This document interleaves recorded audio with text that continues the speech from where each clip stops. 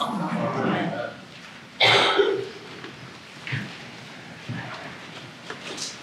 In Monty Python's The Life of Brian, a group of bystanders is trying to hear Jesus' Sermon on the Mount. There were quite a few onlookers. What did he say? Someone asked. I think he said, blessed are the cheesemakers. A woman nearby said, what's so special about cheesemakers? To which her husband responded, it's not to be taken literally. Cheesemakers obviously refers to all makers of dairy products. We are amused by this exchange, particularly for someone like me who grew up in Wisconsin.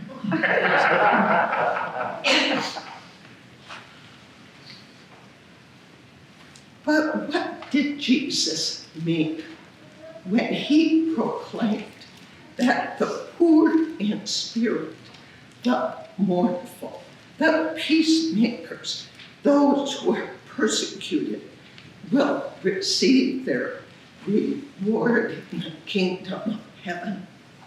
Some translations even read, happy are you who are persecuted. Happy. Well, in case you haven't noticed, our world is becoming an increasingly frightful, hateful place. We're fractured, angry, greedy, divided, depressed. The loudest cries these days for fixing things points to Washington, D.C. The government will save us from ourselves. Get the right leaders in place, the right party running things, the right justices calling the shots. Then we'll be happy and peaceful. And I'm going to let you think about yourself,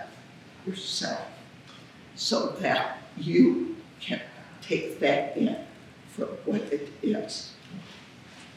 Some years back, Rick Foster traveled across the globe to find the happiest people on the planet. He would go into a community and simply ask anyone he could find, who's the happiest person you know?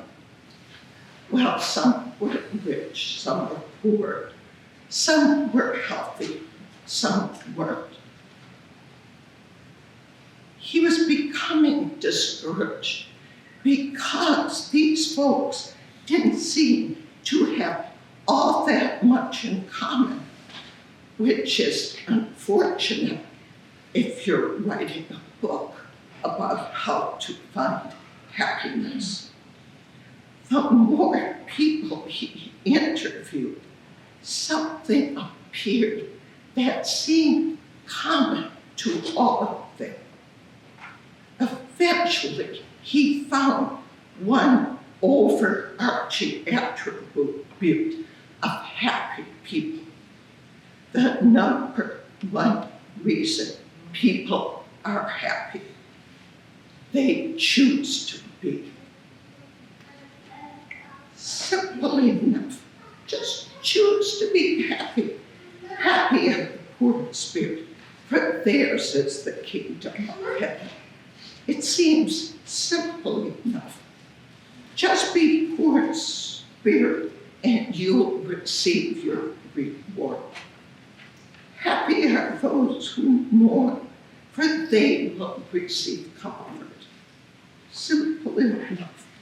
Just go be mournful, and God's face will shine upon you. Go and be persecuted. You will receive the kingdom. But I don't think that is what Jesus had in mind. At worst, these things have been used to legitimize poverty and the like. Don't worry about fighting for rights for the poor. They will get their reward. Don't change the system to help those who are suffering. God will reward them in the great by and by. At the very worst, God's kingdom is abused so that the powerful and the wealthy may keep their status.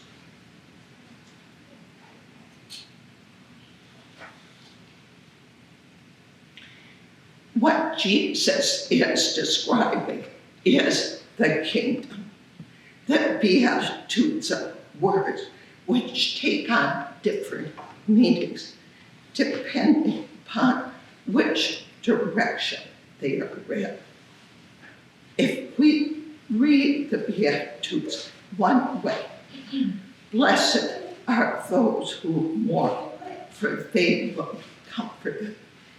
It seems to suggest that mourning is a means of earning the kingdom. However, if we reverse the saying, simply beginning with the kingdom, it reads something like, the kingdom is a place of comfort for those who mourn. It is not reserved only for the mournful. Rather, it is a place where the mournful are brought into the fold and cared for. It is a place where the poor in spirit have value, meaning that those who know they are in need of God will inherit the kingdom. Again, Jesus isn't saying, go and be in need. Rather, when we live into the kingdom of heaven, which is at hand, we realize that we are not complete without God revealed through Christ, through the Spirit. The kingdom is a place of comfort for those who are mourning.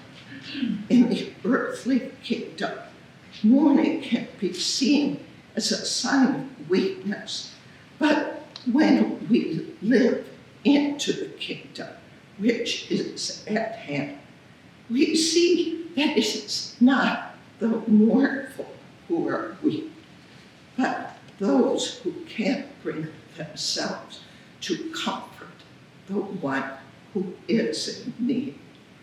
It is a kingdom where righteousness and mercy and peace abound. The first generation of Christians had absolutely no power, not a shred. Yet following the path of the Beatitudes, in just one generation, they caught the attention of the greatest power of the world, at least the greatest until that time in history. In 2 generations, they faced down the might of a world power and could not be destroyed by it. In 3 generations, they caused the value system of that world power to begin to crumble from within. A generation or 2 later, followers of Christ were found in every corner of the Roman world. And the word on the street regarding these Christians was, see how they love one another. The Beatitudes offer a prescription to the evil that's all around us, because the life to which they point removes the hatred from our hearts. Even the attempt to live out these values brings healing and hope. So the Beatitudes are marching orders for the church. These virtues are humility, forgiveness, compassion, mercy, and working for peace. The Beatitudes tell us we need the community of the faithful. It is in community that we learn how to live faithfully. Jesus is asking us to do something.